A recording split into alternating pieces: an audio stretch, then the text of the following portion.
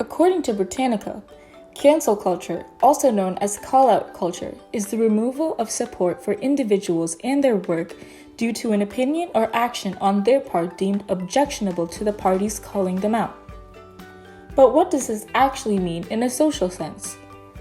In other words, cancel culture is when the public stops supporting an influencer or celebrity, ultimately attempting to damage their fame, life, or career because of a controversial action or opinion on their part deemed wrong to the acting public calling them out. So, the real question is cancel culture good for society? Does mass rejection and retaliation of one's image benefit and improve society? What are the provisions of goodness for society? And does cancel culture contribute to or degrade that? Well, cancel culture has become increasingly prevalent over the last decade with the rise of social media. It is a relatively new concept, which is why 64% of adults under 30 say they have heard a great deal or fair amount about cancel culture. But for older adults, this percentage drops, according to the Pew Research Center.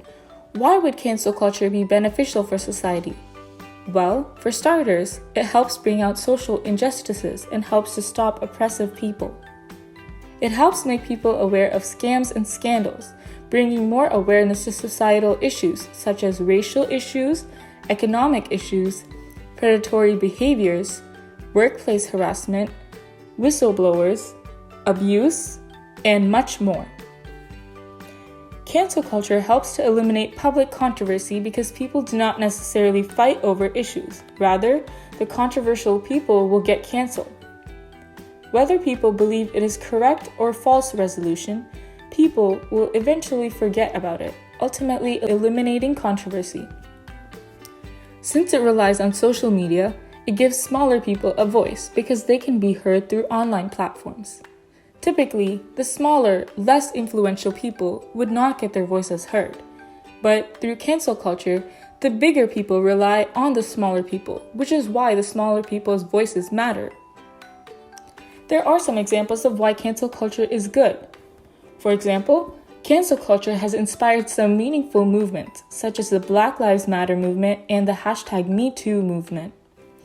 Both these movements have helped to bring out the injustices that were happening commonly that people typically would not be aware about. This has contributed to a greater sense of awareness in society, bringing about changes to issues that would have typically been overlooked. On the other hand, cancel culture does have its downsides. For starters, cancel culture doesn't promote the truth. Rather, it promotes a mob mentality.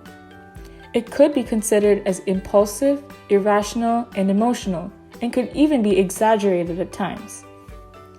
Usually, only the most bold and active people online get their voices heard. This would mean that it only reflects their opinions and not everyone else, so it depends on who exactly speaks out the most. This is why it could be biased based on who actually speaks out and controls the media. Cancel culture could also cause emotional trauma and damage to the canceled person. It is irreversible and promotes shame, and yet does not truly educate people. There are some examples of why cancel culture is bad.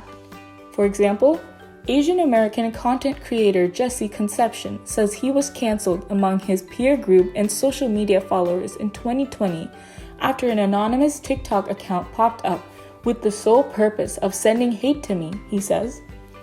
The account perpetrated what he calls false claims, including that he was a bully and a liar. The account blew up.